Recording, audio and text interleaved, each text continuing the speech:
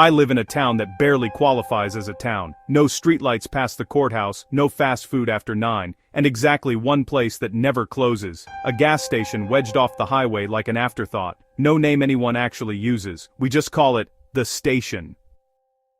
It's about a 20-minute drive if you're obeying the speed limit, 15 if you're not, which at night nobody is. I've always been a night person, not in the cool artistic way, more in the my brain refuses to shut up after midnight way. I work remotely, and most of my actual productivity happens when everyone else is asleep. That night was no different. It was a little after 1:30 a.m. I'd been staring at my laptop for hours, riding that fragile wave where everything finally makes sense. Then, without warning, hunger hit me like a switch flipped. 1 second I was fine, the next I was painfully aware I hadn't eaten since noon.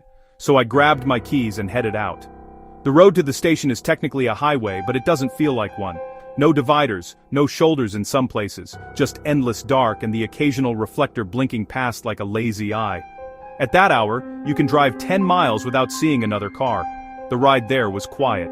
Too quiet. No music, no podcasts, just tires on asphalt, and my thoughts bouncing around. The station came into view like it always does, bright, fluorescent, almost aggressive against the surrounding darkness. 2 pumps, a small parking lot, 1 car parked near the side, engine off. I didn't think much of it. Inside the air smelled like burnt coffee and floor cleaner. The same older guy was behind the counter. I don't know his name, but we've done the nod before. The unspoken agreement between night people. I ordered some food from the hot counter and started wandering the aisles while I waited. I can't stand still. Never could. So I paced. Chips aisle, drinks, freezers in the back. That's when I noticed him. At first, I thought something had fallen over near the coolers. A jacket maybe. Then it moved. A man was sitting on the floor at the end of the aisle, legs folded underneath him, facing one of the glass refrigerator doors, completely still. He wasn't looking through the glass like someone deciding on a drink. His face was inches from it, close enough that his breath was fogging the surface. I slowed down without realizing it. People don't sit on gas station floors, not like that. Not at 2 in the morning. I tried to act casual, drifting a little closer under the excuse of grabbing a drink. I could see more of him now. Thin. Brown coat. Jeans that looked too big for him. His shoulders were hunched, like he was bracing against something. I wanted to see his face. So I did the dumb thing. I turned the corner just enough to look. He snapped his head toward me instantly. Not slowly, not confused. It was sharp and mechanical, like he'd been waiting for it.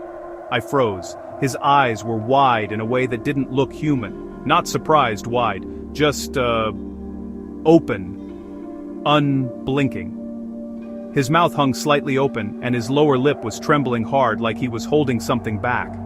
A sound maybe, or a thought. He didn't say anything. He just stared. The moment stretched, thick and heavy. I became acutely aware of how loud the store suddenly felt. The hum of the freezers, the buzz of the lights, my own breathing. I looked away first. I backed down the aisle and headed toward the counter, my heart beating faster than it should have.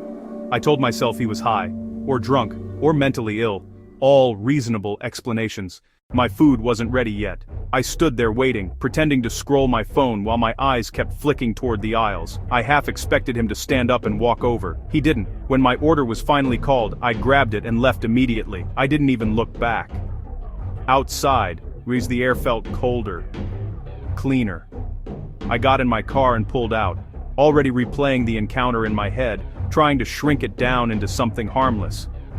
That's when I saw movement. Someone was running across the parking lot. Full sprint. From the front doors toward a pickup truck parked near the edge of the lights. My stomach dropped. Brown coat. He threw himself into the driver's seat and the truck roared to life. As I passed the station exit, I glanced over just in time to see the truck peel out behind me. I told myself it was coincidence. I merged onto the highway and accelerated. The station lights disappeared in my mirrors, swallowed by darkness. A few minutes passed, then headlights appeared behind me. At first they stayed distant, then they crept closer, faster than they should have been. I slowed slightly, expecting flashing lights. None came. Instead, the truck closed the gap and rode my bumper. High beams flashed once, then again. The horn blared, long and angry. Panic crawled up my spine. I sped up. So did he. The speedometer climbed past 90. My hands were slick on the wheel. The road ahead was nothing but black. Then the truck hit me. Not hard enough to spin me out, just enough to send a violent jolt through my car. That's when I knew. This wasn't road rage, this was intentional. I swerved right, then left, trying to shake him. He stayed glued behind me. When I slowed even slightly, he surged forward again. Another hit, harder this time. Something in my brain clicked off. No thoughts, just instinct. When he pulled to ram me again, I slammed the brakes and cut left. The truck blasted past me, fishtailed, then disappeared off the road into the dark. I didn't stop. I drove all the way home shaking, heart hammering, barely breathing. I called the police as soon as I locked the door. They took my report, asked questions I couldn't fully answer. They said they'd look into it. That was over a year ago. Nothing ever came of it. I still go to that station sometimes. I don't like to, but it's the only thing open, the only light in the dark, and every time I walk past those back refrigerators I feel like I'm being watched, like someone is still sitting there, just out of sight, waiting for me to look again.